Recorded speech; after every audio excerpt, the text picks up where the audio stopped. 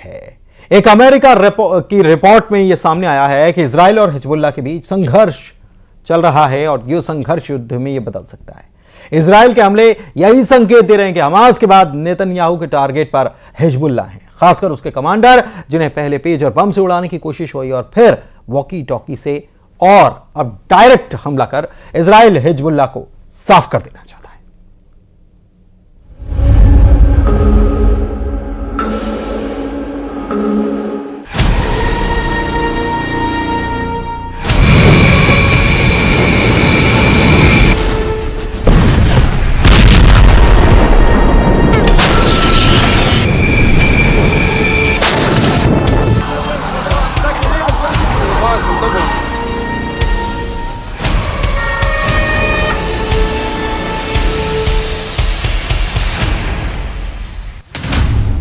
Gaza से अलग नहीं है लेबनान की तस्वीर।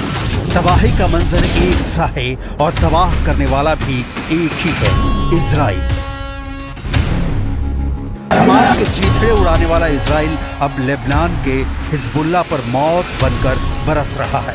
हिजबुल्लाह के लड़ाकों को चुन चुन कर मौत के घाट उतार रहा है इजराइल। इजरायली सेना ने लेबनान की राजधानी बेरूत में हिजबुल्लाह की बिल्डिंग पर एयर स्ट्राइक की। हमला राजधानी बेरूत के दाहिए इलाके में किया गया।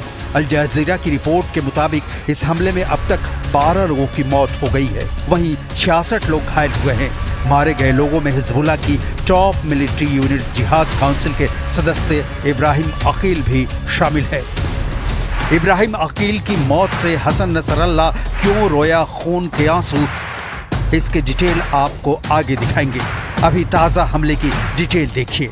लेबनान के मीडिया रिपोर्ट्स में दावा किया गया है कि इजराइल ने हमला F-35 फाइटर जेट्स के जरिए किया। हमले में एक बिल्डिंग को निशाना बनाया गया जहां हिजबुल्लाह के लड़ाके मौजूद थे। इससे पहले दक्षिणी लेबनान पर इजराइल ने 70 हवाई हमले किए थे। टाइम्स ऑफ इजराइल के मुताबिक गाजा युद्ध शुरू होने के बाद इजराइल का लेबनान पर यह सबसे बड़ा हमला है। इजराइल डिफेंस फोर्स यानी IDF का दावा है कि उसने लेबनान में हिजबुल्लाह के 100 से ज्यादा रॉकेट लॉन्चर्स पर हमला कर उन्हें बर्बाद कर दिया। इनमें 1000 रॉकेट बैरल। IDF ने दावा किया है कि हिजबुल्लाह इन हथियारों से इजराइल पर हमले की तैयारी में था। इजरायली सेना ने हिजबुल्लाह की कई इमारतों और एक हथियार डिपो को भी तबाह करने का दावा किया है। इजराइल के हमले के बाद हिजबुल्लाह ने उन पर पलटवार किया था। टाइम्स ऑफ इजराइल के मुताबिक हिजबुल्लाह ने उत्तरी इजराइल पर 150 रॉकेट दागे थे। इनमें से ज्यादातर रॉकेट को आयरन डोम के जरिए रोक दिया गया था। इजरायली शहरों में सायरन बजते ही सेना ने सभी नागरिकों से बम शेल्टरों के करीब रहने की चेतावनी दी है।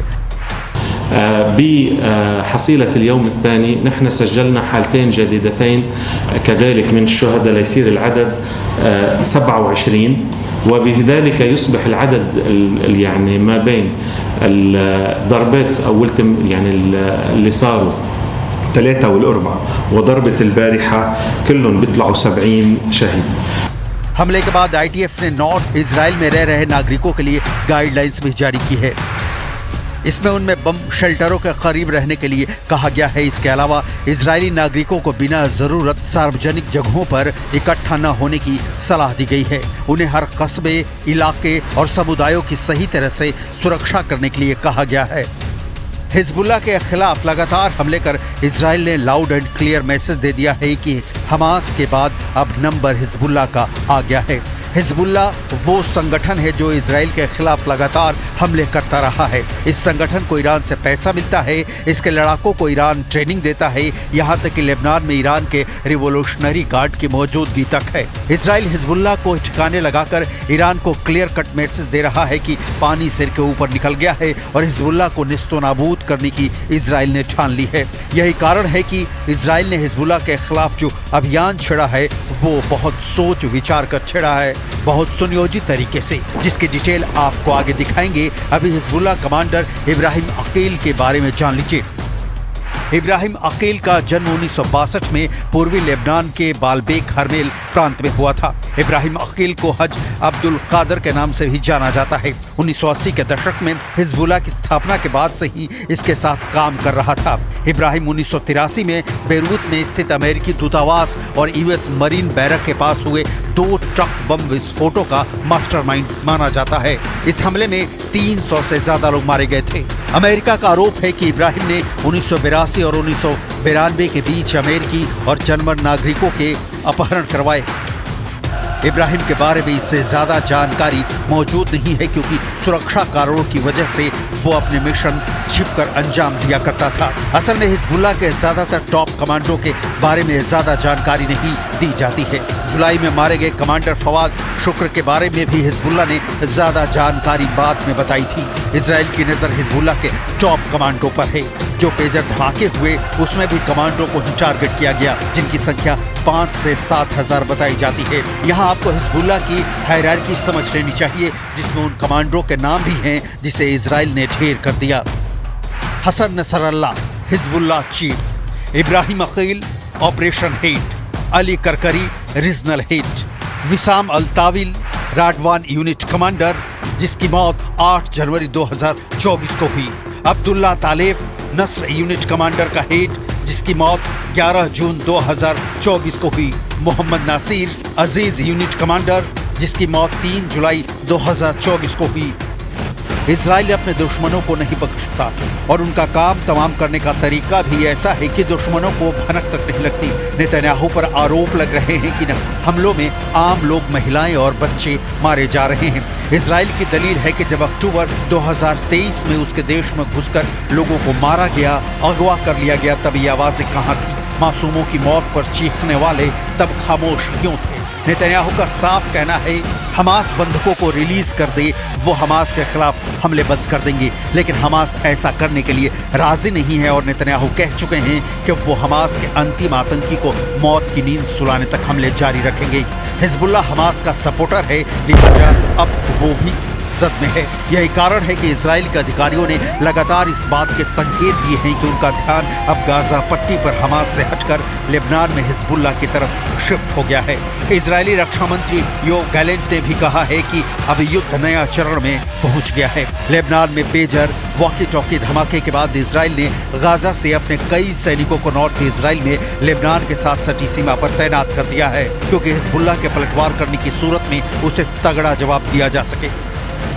Amr, we continue to speak every day with our Israeli counterparts about what's going on in Gaza, and certainly about the increased tensions along the blue line. That's the border between Israel and Lebanon. As you know, Amos was just there recently, so our intensive diplomacy efforts continue. We continue to believe, that a diplomatic solution is the best way forward, vice escalating any of the military conflict. Hezbollah अब तक Israel के लिए सबसे बड़ी चुनौती साबित हुआ है। फिलहाल हिजबुल्लाह के कई लड़ाके घायल हैं। ऐसे में अगर उसने बड़ा हमला किया तो इसे इजराइल के साथ जंग छिड़ने का खतरा है, जिसके लिए हिजबुल्लाह तैयार नहीं दिख रहा है और इजराइल इसी मौके का फायदा उठाकर हिजबुल्लाह को रौंद रहा है। तारीख 17 सितंबर, समय दोपहर के 3:30 बजे। लेबनान में एक के बाद एक धमाके होने लगे, जो लगभग 1 घंटे तक जारी रहे। इन धमाकों का तरीका आम नहीं था। इतिहास में पहली बार पेजर में ब्लास्ट हो रहे थे। मीडिया रिपोर्ट्स के मुताबिक इन धमाकों का मकसद चंद मिनटों में 4000 हिजबुल्लाह कमांडो को मारना था, जिन्हें इजराइल दुश्मन मानता है। इस हमले में 12 लोगों की मौत हुई तो वहीं हजारों घायल हुए। हिजबुल्लाह अपने कम्युनिकेशन सिस्टम पर हुए धमाकों से उबर ही रहा था कि अगले ही दिन तारीख 18 सितंबर, समय शाम के 4 बजे वॉकी टॉकी में धमाके उठने लगे। हमले में 25 लोग और मारे गए। दोनों घटनाओं में 37 मारे गए। लगातार 2 दिन हुए हमलों के बाद हिजबुल्लाह के चीफ हसन नसरल्लाह ने इजराइल से बदला लेने की कसम खाई है। 19 सितंबर के शाम को दिए भाषण में नसरल्लाह ने कहा, मैं पलटवार के लिए समय, जगह और तरीके का जिक्र नहीं करूंगा, पर इजराइल को जवाब जरूर मिलेगा। और इसी के साथ इस बुलेटिन में